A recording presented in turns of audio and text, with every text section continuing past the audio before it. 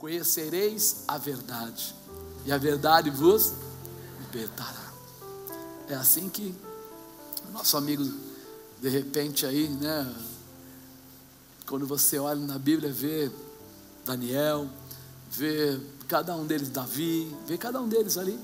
Eles eram às vezes perseguidos, às vezes sofriam, mas eles não fugiam. Eles ficavam na posição. Por que eles ficavam na posição? Aceitaram ir para dentro da cova dos leões, porque eles não queriam trocar de Deus. Eles queriam ver a vitória de Deus na vida deles. Então eles ficavam. E é isso que faz a diferença. Fique, persevere, viva o poder de Deus. Deixa Deus mostrar para você o tamanho da glória dele, o que ele pode fazer pela sua vida. Bom, hoje é um dia de primícias. Sim ou não? Sim. E o que é primícias?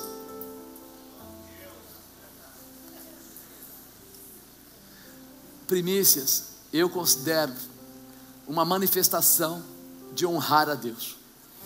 Eu considero uma declaração muito forte que Deus nos dá para a gente entender que nós vivemos nessa terra para honrar a Ele, porque Ele é o Senhor de todas as coisas. Quem fez o céu e a terra? Então quem que você vai honrar? Não, eu vou honrar o meu patrão, não vou honrar o político, não vou honrar meus filhos, não vou honrar não sei o que. Não, honre a Deus, porque essas pessoas todas não vão te dar Deus, mas Deus te dá qualquer uma dessas pessoas. Ele é poderoso, Ele é uma autoridade, Ele tem todas as coisas.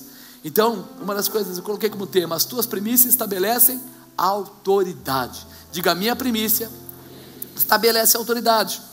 A palavra diz que o justo viverá pela fé. As primícias, elas são declaradas como um ato de fé. Por quê? Porque você tem que acreditar para fazer. Ah não, cresceu lá, vamos aqui de repente, o povo lá de Israel fala, não, a plantação cresceu porque choveu. Não, porque eu estava com uma terra boa. Não, porque eu coloquei adubo. Não, porque eu tinha uma boa semente. Se ele acredita só nisso, ele não vai andar nessa direção de Deus. Ele não vai aceitar as primícias. Por quê? Porque ele vai dizer que a terra deu, que a semente deu. Mas quantas pessoas plantaram e de repente veio uma chuva de granizo, por exemplo, e sufocou a semente? Quantas pessoas plantavam e quando iam colher eram roubados? Você lembra dos medianitas, lá de repente, entrando lá em Juízes 7, fala, né, de Gideão, que ele estava malhando trigo aonde? No lagar. Por quê? Porque toda vez que a plantação era retirada, eles vinham e roubavam a plantação. Então quer dizer que eles tinham, mas não tinham. E aí então a gente começa a entender que nós andamos pela fé. Nós acreditamos que é Deus que nos deu. Nós acreditamos que foi o Senhor que nos propiciou essa manifestação. Por isso nós queremos honrar alguém. Você lembra quando foram querer pegar Jesus no contrapé, né, modo de falar? Mas eles foram até lá e falaram: Jesus, cita para nós os mandamentos. Jesus fez o que? Resumiu em 2. Qual era o primeiro? Amar a Deus sobre. Percebe? Antes de mais nada, antes de amar o próximo, antes de qualquer coisa, ame a Deus sobre todas as coisas. É a base. E quando ele coloca amar a Deus sobre todas as coisas, ele está dizendo assim, que tudo que você fizer, tudo que você comer, tudo que você realizar, que seja para a honra de Deus, para a glória de Deus. Porque a tua saúde glorifica a Deus, porque a tua família glorifica a Deus. Tudo isso é básico, é bíblico. A família é bíblica, está lá. Deixará o pai, a mãe, se unirá a mulher, formará uma nova família. Então é Deus que determinou a família, não é a família que determinou a Deus. Às vezes você vê um pessoal falando assim: não, em primeiro lugar a família, depois Deus, depois... Não. Em primeiro lugar é Deus, depois a família. Mas por quê? Porque é Deus que me ajuda a guardar a família. Você quer saber quando a pessoa muda de opinião rápido? Deixa a pessoa estar grávida e ficar com medo se a criança vai nascer bem ou mal. Daí em diante entrega para Deus rapidinho. Não, vamos orar para a criança nascer saudável. Mas para quê? Não foi você não é bom, não é a segunda, não é a primeira família, depois é Deus. Então cuida da família você. Não, aí ele quer que Deus cuide. Aí ele quer que Deus cuide. Então nós primeiro cuidamos de quem? Deus. Deus é o Senhor de todas as coisas, nosso Deus. Deus é a nossa família, Deus é Deus de tudo. Então primeiro nós amamos a Deus sobre todas as coisas. E aí, como eu amo a Deus sobre todas as coisas, Ele jamais me deixará. Ou seja, eu vou precisar da bênção da família? Haverá. Na bênção da comida? A palavra diz isso. Constituição da família veio de Deus. E trabalho veio de Deus? Veio, Ele não falou? Comerás do suor do teu rosto, lá em Gênesis. Então de onde veio o trabalho?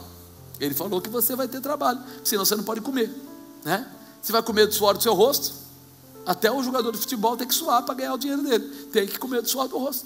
Então veja, se ele fala isso, é sinal que ele sabe que você tem estômago, que você tem necessidades, que você precisa, e vai ser manifestado a parte de Deus sobre a tua vida. E é isso que muda a tua história. Saber que honrar a Deus não é uma obrigação, é um prazer. Diga, honrar a Deus é um prazer. Eu gosto de honrar a Deus. Honrar a Deus não é só dinheiro, não é só oferta. É lógico que hoje nós estamos falando, por quê? Porque um dia por mês a gente fala disso, mas honrar a Deus é o meu tempo, honrar a Deus é o que eu faço, honrar a Deus são meus comportamentos, honrar a Deus é minha obediência à liderança, honrar a Deus é os princípios de Deus. Eu sigo os princípios dele, por quê? Porque eu honro a Deus. Eu lembro quando eu era pequeno que eu ia dar um presente para minha mãe, eu não tinha dinheiro, né, era garotinho, e a gente ia comprar às vezes uma porcaria ali no bazar da esquina. E aí eu chegava e falava, mami, aqui e tal, né? Eu comprei isso e tal. Ela falava o quê? Ah, filho, obrigado, mas o que eu quero mesmo é a sua obediência. Alguém já ouviu a mãe falando isso para você? Já, né? O que quer é obediência. Deus é a mesma coisa. Ele quer que você siga a orientação dele. Fica felicíssimo quando você pega os princípios dele e coloca em prática. Então o primeiro princípio que fica claro para nós é o princípio da honra. E o primeiro a ser honrado deve ser quem? Deus. Deus deve ser o primeiro a ser honrado, acima dos nossos pais, acima dos nossos líderes, acima de tudo. Porque quem honra a Deus, com certeza nunca vai desonrar o pai. Nunca, porque é bíblico. Ele não fala para honrar pai e mãe e se prolongarão os seus dias de vida? Então, se você ama Deus, você nunca vai destratar os seus pais. Se você honra a Deus, você nunca vai desobedecer os seus líderes. Se você honra a Deus, você nunca vai entrar por caminhos tortuosos, porque você honra a Deus, dá Ele em primeiro lugar na sua vida, e aí você já sabe o que deve fazer e como deve fazer. Todos os cristãos reconhecem que desde o princípio, Deus sempre falou com o seu povo, orientando, dando rumo, para que eles fossem vencedores em todas as áreas da sua vida. Se você pegar a Bíblia, por isso que a gente chama de manual, porque lá trata todas as áreas da nossa vida. Se a gente quiser ter um casamento abençoado, fala lá. Se nós quisermos ter uma vida profissional abençoada, fala lá. Se nós quisermos ter uma vida próspera financeiramente, fala lá. Tudo que você imagina para a tua vida como ser humano, está contido na Bíblia. Então ele deixou de propósito para quê? Para que a gente crescesse, para que a gente fosse além.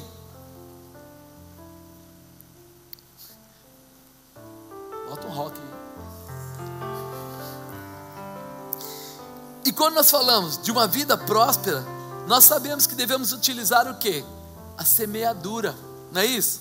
Quando eu vou falar assim, eu quero uma vida de prosperidade financeira, então o princípio que eu uso é o da semeadura. Se eu quero ser cheio do Espírito Santo, adianta eu dar oferta? Não, eu entro no jejum, porque eu vou buscar a manifestação do poder de Deus. É a base daquilo. Mas também pode ser que dê oferta e Deus gosta? Pode ser, mas a base que a gente conhece como princípio não é essa, é oração, é jejum. Mas quando eu falo de prosperidade financeira, aí eu olho para esse lado, que é a semeadura.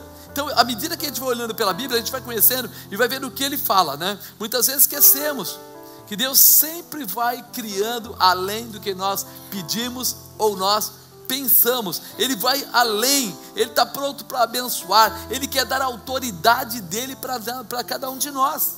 A autoridade de Deus é muito forte. A autoridade de Deus muda história, a autoridade de Deus restaura, a autoridade de Deus quebra os impedimentos, a autoridade de Deus, olha, pega o cara que era lá cuidador de ovelhas e põe ele como rei de Israel. Ó, a autoridade de Deus é um negócio tremendo. E aí a gente olha aqui em Levíticos 23 e vê como ele declara que a bênção seria recebida e como ela se manifestaria. Levíticos 23:9 fala assim: e falou o Senhor a Moisés dizendo: fala aos filhos de Israel e dize-lhes: quando houveres entrado na terra que vos hei de dar, fizeres a sua colheita, então trareis o molho das primícias da vossa cega ao sacerdote. Então, quando houveres entrado na terra, quando houver plantado e colhido, aí você pega o primeiro molho. Quer dizer o quê? Deus não está pedindo para você dar o que você não tem. Ele não está querendo sufocar você. Ele está querendo abençoar você. É diferente. Isso aqui não é uma oferta alçada.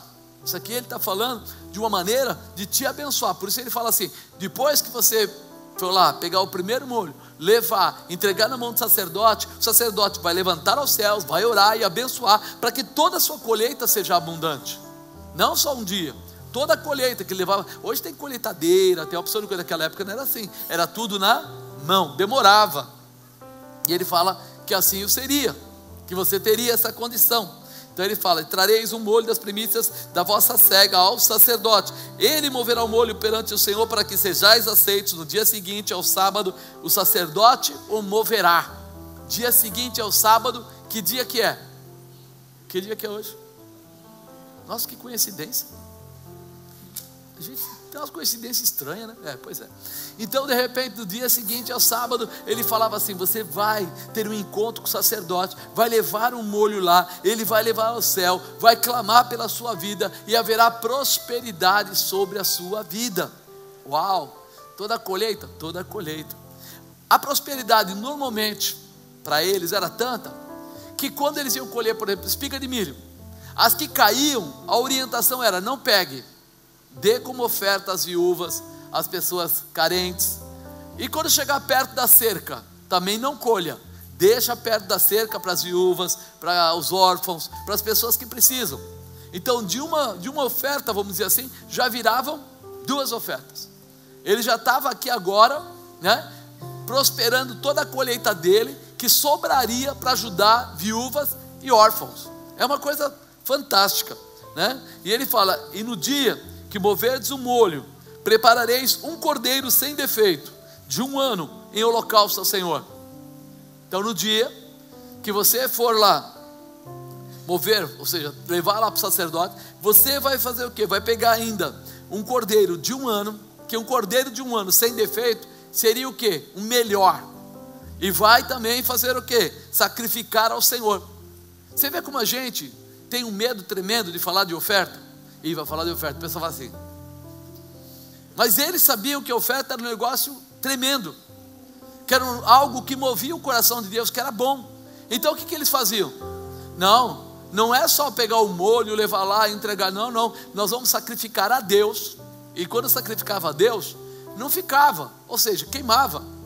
Não era um sacrifício assim: vou sacrificar a Deus, hoje é domingo, nossa, hoje vai ter um cordeiro aqui em casa, vai ser uma delícia, vou comer até cansar. A Deus, era sacrifício para Deus, não para eles. Ou seja, era entregue. E aí nós vemos que de uma oferta já viraram duas ofertas. E ele fala mais, e fala assim: sem defeito, de 1 ano, em holocausto ao Senhor. E a sua oferta de alimento será de 2 dízimos de flor de farinha amassada com azeite, para oferta queimada em cheiro suave ao Senhor. Então agora, outra oferta: 2 dízimos de farinha, ele vai amassar, vai torrar, vai entregar ao Senhor. E mais: e a sua libação será de vinho, 1/4 de vinho. Terceira oferta. Olha aí, ele está falando de primícia, ele já está falando na sequência, que ele vai dar o animalzinho, que depois ele vai dar a farinha, que depois ele vai dar o rim de vinho lá, o vinho. Você percebe como a visão deles em Deus não era uma visão tacanha, pequena? Quando eles falavam que iam honrar a Deus, eles iam honrar a Deus. Você veja que era o melhor animal que eles tinham, de 1 ano, sem defeito. Mas eles não tinham essa dor. Por que eles não tinham essa dor? Porque eles sabiam que Deus estaria prosperando eles. Prosperando o quê? Em tudo. Quem conhece um pouco da história de Israel, reconhece o quanto aquele povo tem sido abençoado por Deus, o quanto eles prosperaram. Dizem aí que a maior riqueza que existe no mundo está em Israel, né? Um país pequenininho, mas muito próspero. Quando a gente fala de tecnologia, né, de sabedoria, que veio para Salomão, a gente lembra de Salomão, mas a gente fala que existe um povo muito sábio, e o sábio por natureza, ele acaba sendo próspero. O sábio acaba sendo próspero. Por quê? Porque a utilização das coisas com sabedoria traz realização, traz riqueza. E aí alguém um dia perguntou, mas quando o americano criou o GPS, o americano não criou o GPS, quem criou foi o povo de Israel. Foi lá em Israel que foi criado o GPS. Esse que você usa no seu carro, foi criado lá, né? E fora isso, lá estão as maiores empresas de tecnologia do mundo. O maior centro de tecnologia do mundo não é o Japão, não é os Estados Unidos, não é o Canadá, não é a China, é Israel. Que loucura, mano. É, um país desse tamanho. Quantos Israéis caberiam dentro do Brasil? Só que de repente, com tudo isso, eles são o primeiro, o maior país lapidador de diamantes do mundo. Mas eles não produzem diamantes. Mas eles compram diamantes da África, do Brasil e de alguns outros países e lapidam. E são os maiores lapidadores. Cada diamante bruto vale X. Cada diamante, depois que é pontuado, que é lapidado, ele vale no mínimo 10 a 20 vezes mais, no mínimo. Quando o cara fala assim, ó, não deu certo, 10 vezes mais o valor. Então você imagina que quando ele traz aquele material, ele traz por um valor. Mas quando ele põe para fora, ele põe para fora por 10, 20, 30 vezes mais do que ele pagou. A área deles é pequena, mas a última vez que eu vi a pesquisa lá, dizia que eles eram o terceiro maior produtor de flores do mundo. Como é que pode? Nós temos pelo menos, sei lá, vamos falar, 10, 15 vezes, 20 vezes o tamanho deles, e eles são o terceiro maior e nós. Por que ficamos para trás? Eles têm toda uma tecnologia em cima do que fazem e fazem bem feito. Na guerra lá dos 6 dias, onde 6 países tentaram invadir e tomar Israel, porque eles queriam acabar com Israel, eles venceram 6 países em volta deles e foram vencedores. E aí eu te pergunto, e agora? Agora eles colocam Deus em primeiro lugar. Eles honram a Deus com tudo que eles têm. A primícia para eles não é uma tristeza, é uma alegria. Ofertar para eles não é uma imposição, é um prazer, porque eles sabem o que Deus dá de volta. É um povo que se estabelece, é um povo que tem realização, é um povo que quando houve o holocausto perdeu mais da metade, na época quase toda a população, 3 milhões de pessoas, um pouco mais, foram mortos no holocausto. Eles perderam muita gente, só que hoje eles já têm novamente 6 milhões e tanto de habitantes. E sabe o que eles fizeram para acontecer isso? Eles trouxeram todo o povo judeu que estava esparramado, Estados Unidos, Europa, tal. Eles começaram a fazer contato com eles, dizer: volta, porque nós estamos esperando o Messias. Eles ainda não acreditam que Jesus já veio, então eles estão esperando o Messias, e eles acreditam que quando chegar esse tempo do povo voltar, lá vai ser onde o Messias vai aparecer. Lembra do Armagedon e tudo? Vai aparecer lá. Então o que acontece? Eles estão trazendo o pessoal de volta. Como eles fazem isso? Eles pagam para as pessoas virem. Eles arrumam casa, eles arrumam trabalho, e eles mantêm a família até que ela esteja bem estabelecida. Uau! A gente falando de cesta básica, os caras falando de casa, de comida, de escola, Você já pensou a diferença? Por que eles fazem isso? Porque eles detêm a prosperidade. Por que eles detêm a prosperidade? Porque eles detêm a sabedoria. Por que eles detêm a sabedoria? Porque eles colocam Deus em primeiro. Deu para ligar o que acontece? Essa é a diferença. Não é me dar dinheiro aí, não é isso não. A grande realização é entender quem é o Senhor da sua vida. A grande realização é saber quem você deve honrar, quem deve ser o primeiro, quem é que deve entrar na sua vida de uma forma especial. Aí com isso você vai trazer sobre a sua vida toda a realização, que é promessa dele, não minha, dele. Olha como eles levavam a sério. e não comereis pão, nem trigo tostado, nem espigas verdes, até aquele mesmo dia em que trouxerdes a oferta do vosso Deus. Então, enquanto eles não trouxessem as primícias, eles não comeriam. Já pensou? Eu dizer isso para você: enquanto você não entregar as suas primícias, você não coma. Ia ter gente aqui às 6 horas da manhã: estou aqui para entregar logo, eu preciso comer, eu estou morrendo de fome. Não, a visão deles era: se Deus não vai receber, se não tem a bênção em cima disso, eu não quero, eu não vou fazer mais outra coisa, vou tomar uma posição. Então quando ele fala assim, até o dia que trouxerdes a oferta do vosso Deus. E ele fala mais, ele fala estatuto perpétuo. O que é perpétuo?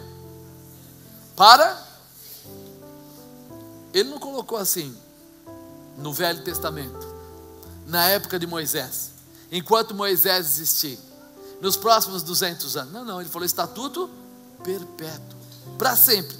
Ele foi mais fundo, e ele falou: por vossas gerações. O que ele está dizendo? Não é simplesmente para a tua vida, quando você morrer acabou. Eles ensinavam os pais a falarem para os filhos. Até hoje, no dia do Purim, nos dias especiais deles, nas festas especiais, o que acontece? O mais velho que estiver na casa, ele vai juntar a família e vai contar para eles o que aconteceu. Mas por que eles fazem isso? Para que não se perca a orientação. Então não é: não, deixa que eu falo melhor, o velhinho não sabe falar muito bem, está com a boca mole. Quem fala é o mais velho. Princípio da honra. O princípio da honra é muito importante. Por isso eles fazem assim. Mas e se tiver uma família grande, vai comer aonde? Aí a rapadura aí no meio de brincadeira. Onde vai comer a ceia? Sabe para onde eles vão? Muitas vezes vão para hotéis, vão para lugares. Nós chegamos lá no hotel um dia e eles estavam lá e a gente não podia usar nem o elevador deles, porque era tantos deles que estavam lá, que eles estavam fazendo o quê? Fazendo a entrega deles. Então eles oraram durante o período lá do dia que eles tinham que orar, e à noite eles estavam lá para alguém mais velho explicar para os mais novos o que deveria e o que não deveria fazer. Mas todo mundo já sabe, apóstolo, vai esperar por quê? Porque assim determinou o Senhor. Assim determinou o Senhor. Então assim tem que ser. Tem que honrar, tem que respeitar e tem que seguir. E ele fala: por vossas gerações, em todas as vossas habitações. Habitações igual a casa, ou seja, em todos os lugares que houver moradia, aonde as pessoas ficarem. Então ele declara aqui de uma forma muito, muito profunda: é para sempre, ou seja, atravessando as gerações, em todas as casas. Independe se você é cristão ou se você aqui no caso era judeu, você tinha que seguir esse caminho.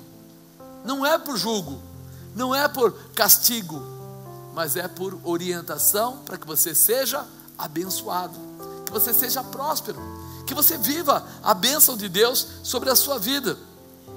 O Senhor sempre vai além quando você obedece a orientação dele.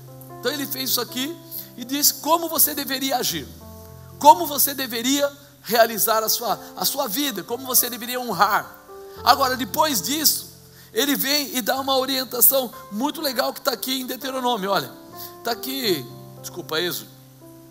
Êxodo capítulo 23, versículo 19.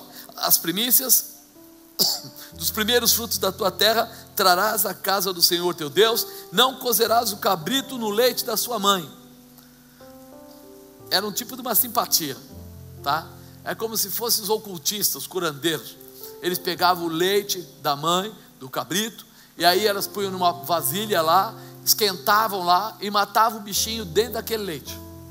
E aí aquilo lá era entregue para quem? Para Deus não era, né? Deus não ia receber um negócio desse.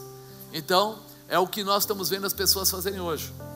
As pessoas acham maneiras e maneiras e maneiras de dizer que vão ficar ricos, de dizer que vão ser felizes, de dizer que vão ser prósperos, só que está saindo fora do projeto de Deus. E ele fala: não faça isso, obedeça o que está declarado e não o que você acha. Não sabe, eu estou sentindo, não sinta, obedeça. Sentimento não tem parte com Deus. Deus tem realização. Ele dá a palavra e não é confundido, é objetivo. Eis que eu envio um anjo diante de ti, para que te guarde pelo caminho, Quer dizer, eu obedeço, eu não faço as coisas que não agradam a Deus, porque tem coisas que agradam a nossa carne, mas não agrada a Deus. E aí quando eu faço isso, ele fala o quê? Vou mandar um anjo que te guarde pelo caminho e te leve ao lugar que te tenho preparado. Guarda-te diante dele e ouve a sua voz, e não provoques a ira, porque não perdoará a vossa rebeldia, porque o meu nome está nele. Mas se diligentemente ouvires a sua voz e fizeres tudo o que eu disser, então serei inimigo dos teus inimigos, adversários dos teus adversários. Se você obedece, Deus entra pela sua causa. Olha o que ele fala: ser inimigo dos teus inimigos, adversário dos teus adversários. Precisa de mais alguma coisa? Se Deus está tomando a causa na mão, a briga na mão, de quem vai ser a vitória? 23, porque o meu anjo irá diante de ti e te levará aos amorreus, aos heteus, aos perizeus, aos cananeus, heveus, jebuseus, e eu os destruirei. Era o povo daquela terra que eles iam entrar e eles eram mais fortes. Então Deus fala assim: sou eu que vou tirar os impedimentos para você viver bem. Não te inclinarás diante dos seus deuses, nem os servirás, nem farás conforme as suas obras, antes os destruirás totalmente, quebrarás de todas as suas estátuas. Ou seja, você não vai andar pelo mundo, você não vai andar pelo que você acha, você vai andar pelo que é certo, vai estar debaixo da palavra do Senhor. Servireis ao Senhor vosso Deus, e Ele abençoará o vosso pão, a vossa água, e eu tirarei do meio de vós as enfermidades. Eu obedeço a Deus, sigo por Ele, e Ele fala que eu sirvo a Ele, e Ele vai abençoar o meu pão, a minha água, quer dizer, toda a minha alimentação, toda a minha prosperidade vai ser abençoada por Ele, e eu tirarei do meio de vós as enfermidades. Um monte de gente pedindo cura, não tem? Quando a gente obedece a Deus, quando a gente segue os critérios de Deus, nós recebemos essa cura sobre a nossa vida. Nós recebemos porque não somos mais nós que pedimos, é Ele que se levanta, é Ele que se levanta para trazer a cura. Não haverá mulher que aborte, nem estéril na tua terra, o número dos teus dias cumprirei. Sabe o que ele está dizendo? A tua casa será próspera, teus filhos serão abençoados, e você não vai morrer cedo, vai morrer da idade, não mais de enfermidade ou de qualquer outro problema.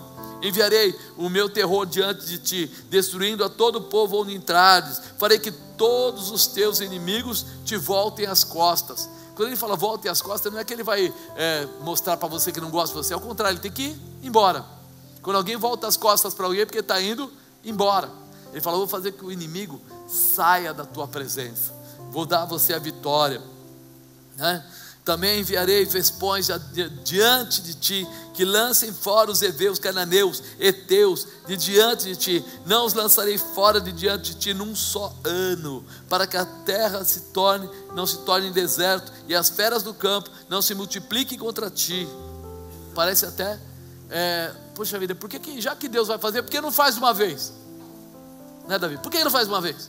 Vai fazer, tem que me dar prosperidade, dá logo. Ele fala: não, eu tenho que fazer por parte, porque senão você vai se perder no meio disso. É mais ou menos quando a gente olha para Davi, e Davi de repente primeiro foi eleito, foi colocado como rei de Judá, passou anos, e depois ele foi levantado como rei de toda Israel, né? Aí você fala: por que ele foi primeiro do sul, depois de todo o restante, para pegar Israel como um todo? Porque se fosse direto, ele ia ter muitos problemas. Deus precisava prepará-lo. Mas uma coisa mais clara ainda é quando ele está lá, né, de repente nas águas de Mara. Quem lembra dessa passagem? Ninguém, né? Tá bom. Eu vou contar para você, né? O povo, né, porque aí o povo, Moisés estava andando com eles, e eles estavam morrendo de sede, sabe? Que nem você agora, doido para ir lá tomar uma Coca-Cola, mas, né, tá com sede, tudo. E aí eles iam andando, caminhando, e quanto mais caminhava, mais o quê? Mais sede ficava. Ele ia andando, deserto, andando, caminhando, e a sede maior. Aí eles deparam, chegam no lugar e tem um monte de água. Eles olham, no meio do deserto, aquela água, corre todo mundo, larga Moisés para trás. Moisés estava velhinho, ninguém ajudou ele, largou ele lá para trás, correram tudo, pularam na água, pegaram a água, começaram a tomar e descobriram que a água era amarga, água ruim. Eles ficaram muito bravos. Sabe o que eles queriam fazer? Matar Moisés. vamos matar Moisés, porque a água que ele arrumou para a gente, olha que água miserável. E aí Moisés fala: Deus, o que eu faço? Olha esse povo é miserável, olha aí. Então, Deus fala para ele: está vendo aquele madeiro? Pega aquele madeiro, joga na água. Ele fala: e aí? E aí você vai ver que a água vai ficar boa. Ele vai lá, pega o madeiro, joga na água, e as pessoas vão lá e a água está perfeita, doce.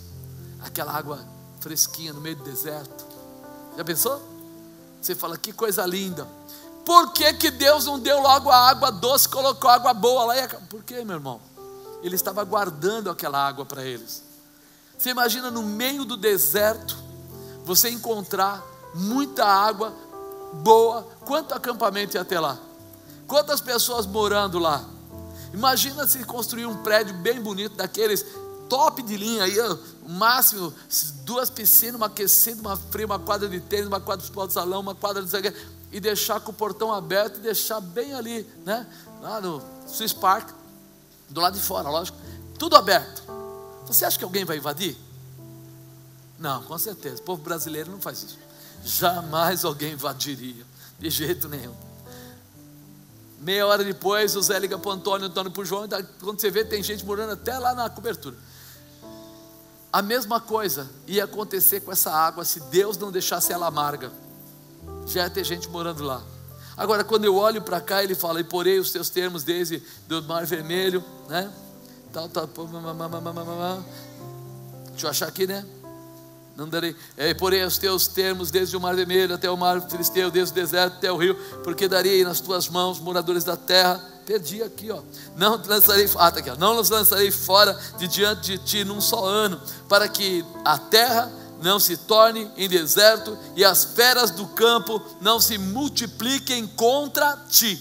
Ele não fala se multiplique, multiplique contra ti. Ele quer ensinar você, te orientar, fazer você prosperar, fazer você crescer passo a passo. Porque quem fica rico do dia para a noite, o que acontece com ele? A maior parte se perde ou não? Um exemplo bom é o Neymar, né? O garoto joga bem pra caramba, mas ganhou dinheiro demais, e aí acabou, está enfiando o pé pelas mãos, maior dificuldade, problema com fiscalização, problema com isso, com aquilo, até a fé abalada. Aí você fala: o que aconteceu? Não foi dado parcialmente, ele recebeu demais de uma vez só, aí pesou. Então Deus fala assim: a nossa dificuldade, na verdade, é uma bênção disfarçada. Ela vem para nos preparar, nos estabelecer, nos fortalecer, nos dar graça, melhorar você em qualidade de emprego. Às vezes o pessoal fala assim: sabe o que aconteceu? Eu fui mandado embora, perdi emprego e agora? Minha vida acabou. Ao contrário, sua vida vai começar ali. Quando você perceber que você já tem conhecimento e agora vai usar o seu conhecimento em outro lugar da maneira melhor. Vai ser uma ferramenta de transposição para você. Você vai ter mais e não menos. Então é isso que ele fala aqui, né? E pouco a pouco os lançarei de diante de ti, até que sejas multiplicado e possuas a terra por herança. Porém os teus termos desde o Mar Vermelho até o mar dos filisteus, desde o deserto até o rio, porque darei nas tuas mãos os moradores da terra, para que os lance fora de diante de ti. Não farás aliança alguma com eles, ou com os seus deuses. Na tua terra não habitarão, para que não te façam pecar contra mim. Não vai haver como ficar junto com o povo errado. Você já reparou como os crentes estão se misturando com o povo do mundo? Misturando, que eu falo, não é andando perto, é de repente namorando, noivando, casando, ficando sócio, andando abraçado aí, compartilhando a casa, compartilhando as coisas pessoais. Ele nem percebe que muitas vezes ele está adquirindo hábitos que não deveria adquirir. Por quê? Porque quando ele está junto, a gente começa a fazer daquilo algo corriqueiro, algo normal. Então é muito importante que a gente entenda essa manifestação. Então, à medida que a gente entende isso, eu posso falar para você 7 manifestações que as primícias provocam. Vou falar rapidamente, através dessa palavra. Primeiro, o Senhor te dará direção. Fala: o Senhor vai me dar direção. Eis que eu envio um anjo diante de ti, para que te guarde pelo caminho e te leve ao lugar que te tenho preparado. Ele envia um anjo para te dar direção. Então, conforme eu acredito, coloco Deus em primeiro lugar, a resposta dele para mim é essa: Lembra do Levíticos 23? Eu honrei e tenho um comportamento de honrar a Deus, e Deus responde. Segundo, o Senhor estará junto com você. O que ele fala? Guarda-te diante dele e ouve a sua voz, e não provoques a ira, porque não perdoará a vossa rebeldia, porque o meu nome está nele. Ou seja, eu preciso entender que Deus está comigo. Os olhos de Deus estão onde? Todos os lugares. Ele é o que? Onipresente, onipotente, onisciente. Já pensou se a gente pensasse, quando a gente vai fazer coisas erradas, desde de um namoro até um roubo, a gente lembrasse que Deus está do lado? Já pensou? Você está enfiando a mão naquilo que não é seu, e Deus está lá só olhando. Mas por que ele não fala, para? Porque há livre-arbítrio, você escolhe o caminho que você quer. Mas que ele está sabendo que você está fazendo coisa errada, tá. E aí é hora de nós pensarmos nisso. Espera aí, ele vai estar junto comigo. Terceiro, o Senhor será o teu grande amigo. Amigo, a gente chama de amigo muitas pessoas, muitas situações, e a gente descobre que não é bem assim. O verdadeiro amigo fica sempre ao teu lado, e é inimigo dos teus inimigos, né? Te dará estratégia. Mas se diligentemente ouvires a sua voz e fizeres tudo o que eu disser, então serei inimigo dos teus inimigos, adversário dos teus adversários. Quem quer esse Deus na sua vida? Já pensou? Você fica com aquela bocona brigando, discutindo. Não, eu estou magoado, eu estou chateado, eu não consigo. E ele fala, calma, deixa vir para mim, deixa vir. Sou eu que vou resolver a sua parada. Eu sou inimigo dos teus inimigos. Ele coloca isso, né? Sou adversário dos teus adversários. Deixa vir. Já pensou você ter essa tranquilidade de falar assim, eu não preciso mais contender, brigar, ficar desesperado. Sabe síndrome de pânico? Nunca mais. Sabe aquele esgotamento nervoso? Nunca mais. Aquela situação, ninguém me ama, ninguém me quer. Não, nunca mais. Acabou. Ele te ama e Ele te quer. Ele está com você, pronto para lutar a tua causa, para te abençoar em tudo que você fizer. Quarto, o Senhor liberará os teus caminhos, né? Ele fala, porque o meu anjo irá diante de ti, te levará aos amorreus, heveus, heteus, perizeus, cananeus, heveus, jebuseus, e eu os destruirei. Ele diz que o anjo dele que vai na tua frente. Tem muita gente aí que não deixa isso acontecer. Ele fala, dá licença, Deus, eu preciso resolver esse negócio agora. Agora eu vou resolver, não vai ficar barato não. Eu me batizei, mas a minha língua não. Eu me batizei, mas a minha mão não. Não tem isso? Dá licença, irmão, deixa Deus trabalhar. Ele quer fazer isso por você.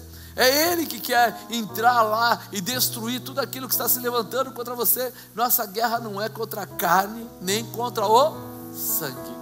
Deixa eu avisar antes, que daqui a pouco vai ter gente falando assim, então quer dizer que vai matar o meu ex-namorado? Não vai não. Não é isso. Nossa carne, ela tenta colocar coisas assim físicas, mas o teu grande inimigo é Satanás. É ele que toma vida de pessoas para fazer certas coisas. Por isso a liberação daquela vida é maior ou melhor do que simplesmente que ela morra. Eu falo assim, às vezes o cara fala, mata aquele bandido. Você pode matar, mas o demônio que atua na vida dele vai para outra pessoa. E aí? Quantos bandidos já morreram? Quantas pessoas más já morreram? Acabou a maldade? Por que não acabou? Tem uma fábrica de maldade? Não. Lembra que os demônios saíram lá do Gadareno lá, e entraram nos porcos? E depois eles falaram o que para Jesus? Primeiro ele falou, não é chegado o meu tempo. Quer dizer, você não pode mandar eu para o lago do inferno, lá para o lago de fogo. Não pode, tá? Só vai acontecer isso quando você voltar, não é agora. E daí ele falou, deixa que a gente entre nos porcos. E os porcos se fizeram o quê? Se precipitaram, se mataram, se jogaram do penhasco. Ai, coitados porquinhos, os demônios morreram tudo também, caíram da altura. Demônio é espírito, não é porco. Então o que acontece? Sai de lá e vai procurar alguém. Mateus 7 não fala isso? Que quando você liberta uma pessoa, o demônio sai e ele fica andando E ele volta, e achando a casa limpa e adornada, ele volta para casa, mas junto para esta casa voltam com ele mais 7.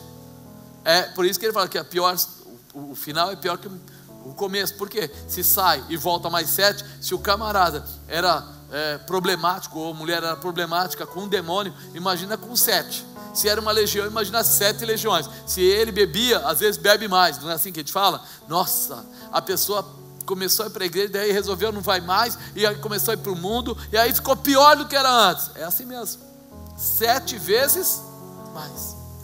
Por isso que não tem que voltar, não tem que dar espaço, tem que agarrar em Deus e ficar com Deus, né? Então, peraí, deixa ele ser o Senhor, porque o meu anjo irá diante de ti, e ele vai levar todos os inimigos aqui, e eu os destruirei.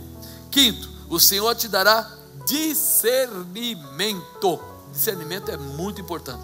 Quando temos discernimento, conseguimos distinguir a diferença do bem e do mal, do certo e do errado. Quantas vezes as pessoas falam, e eu não pensei que aquela pessoa era boa, olha que miserável, olha que, não é assim? Falta de discernimento. Ele fala aqui, não te inclinarás diante dos seus deuses, nem servirás, nem farás conforme as suas obras, antes as destruirás totalmente e quebrarás de todas as suas estátuas. Quer dizer, vínculo zero, não tem mais parte com nada que não seja de Deus. Vou colocar a minha vida, não é que eu não converso com pessoas, tá? Eu trabalho numa empresa, de repente tem alguém que não é convertido, não tem problema nenhum. Eu vou no mercadinho, eu vou no mercadão, eu vou sei lá onde, não tem problema nenhum. Mas uma coisa é você conversar, outra coisa é você se misturar. Misturar quer dizer juntar, aí é complicado, aí é mais perigoso. Então eu tenho que ter discernimento, né? Isso é espiritual. 6º, o Senhor te dará a sua paz, né? Junto com a paz do Senhor virão os seus sinais: cura, restauração, prosperidade. Quem gosta de sinais? Você viu que teve um glória aqui e um Deus ali. Mas quando estava aqui todo aquele fogo, que até acabou com a minha garganta aqui, quando estava todo aquele mover aqui, o pessoal gostou, não gostou? Alguém gostou? Pois é, irmão. A gente fala assim, peraí, se Deus quer dar sinais, eu preciso ter paz. Para quê? Para que Ele possa operar. E servireis ao Senhor vosso Deus, e Ele abençoará o vosso pão e a vossa água. Eu tirarei do meio de vós as enfermidades. Não haverá mulher que aborte, nem estéril na tua terra, e o número dos teus dias cumprirei. Então ele está falando, peraí, você serve ao Senhor, e Ele vai abençoar você com toda a provisão necessária. Comer? Sim. Trabalho? Sim. Família? Sim. O que você precisar Ele vai te dar. E Ele faz assim, ainda fala uma coisa, e eu não vou, Ele falou assim, eu não vou simplesmente deixar, ou Ele fala, tirarei do meio de vós as enfermidades. Ele vai fazer o quê? Tirar. Quem gosta de ver cura? Você já pensou? Ele fala que servireis ao Senhor vosso Deus. Se você servir ao Senhor vosso Deus, você terá esta autoridade sobre a sua vida, da prosperidade, da realização, e a cura será a tua companheira. A tua vida será uma vida de cura, de transformação. É coisa de Deus.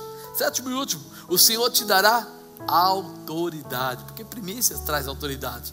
A minha autoridade dou aos meus fiéis, e a autoridade do Senhor nosso Deus nos leva a ser vencedores em todas as situações. A autoridade de Deus é completa, tremenda, profunda, determinante. Olha o que ele fala: enviarei o meu terror diante de ti, destruindo a todo o povo aonde entrares, e farei que todos os teus inimigos te voltem as costas. Também enviarei vespões diante de ti, que lancem fora os heveus, cananeus, heteus de diante de ti. Não os lançarei fora diante de ti num só ano, né? Lembra que eu falei aquela parte? Pouco a pouco os lançarei diante de ti, e porei os teus termos desde o mar vermelho até o mar dos filisteus, desde o deserto até o rio, porque darei nas tuas mãos os moradores da terra, para que os lance fora diante de ti. Ele está falando assim: eu vou dar para você uma autoridade, mas uma autoridade tão especial que o inimigo vai fugir de você, que você vai entrar nos lugares e ninguém vai se suster diante de você. Então, filisteu, heveu, eteu, ninguém vai se suster, né? Vai ficar bem. Não, vou deixar você no meio, passar no meio dessa dificuldade, mas saindo do outro lado em vitória. Não vou tirar de uma vez, vou deixar você exercitar, né? Quem vai na academia aí, não precisa levantar a mão, né? Eu vou na academia. Não precisa, fica tranquilo, né? De repente você vê que nunca que ele chega lá e o cara já coloca lá: seguinte, já veio, bacana, você é o cara, já pega lá aquele pezinho ali, quanto pesa? 150 quilos. Alguém faz isso? Vai dar distensão, vai dar N problema. Então, não, pega primeiro 5 em cada mãozinha, depois 10 em cada mãozinha, depois vira o pneu lá, né? Começa a virar o pneu do trator, aí começa aquelas coisas assim, não é? Depois de um tempo, um ano depois que o camarada está bombadão, leva um tempo. Nós precisamos entender isso.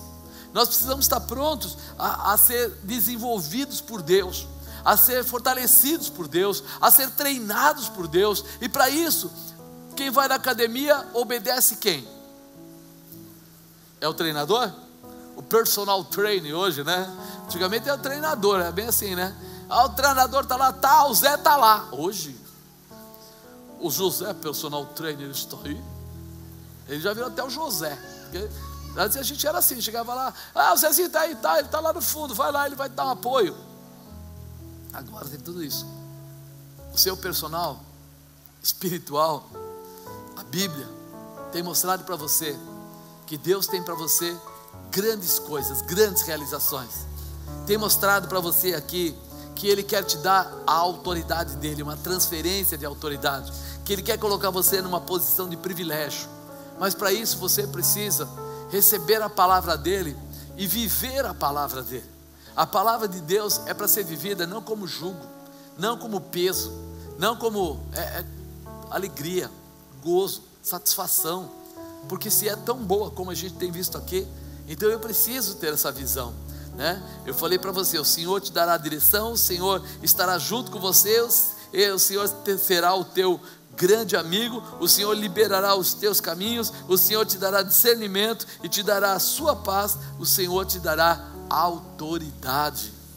Nós começamos lá em Levíticos e estamos aqui falando em Êxodo, falando para você do que Deus prometeu e como Ele prometeu que Ele vai fazer a mudança da sua vida. As primícias não é um jugo, é uma liberação. Quando? Quando eu tomo ela como orientação da parte de Deus, quando eu tomo ela como definição de realização, não como peso. Porque o que eu disse, quem não plantou não tem o primeiro molho para entregar.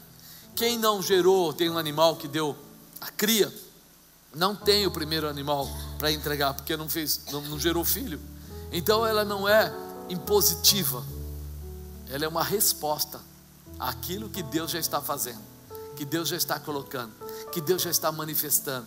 Então hoje, no nosso dia de primícias, nós, como hoje colocamos a primícia também financeira, a gente costuma pegar um dia do nosso trabalho, e no primeiro domingo a gente vai e entrega para que a gente ore por isso, para que Deus abençoe a sua vida e traga sobre a sua vida a realização. Obedecer a Deus não é jugo, obedecer a Deus é prazeroso, é mover da nossa vida. Eu falo que para mim, pelo menos, obedecer a Deus, eu tenho prazer de fazer isso. Eu não tenho como jugo. Às vezes dói, mas toda vez eu sei que naquele momento parece estranho, mas ali na frente há uma resposta enorme de Deus, há algo que vem para a vida da gente totalmente diferente.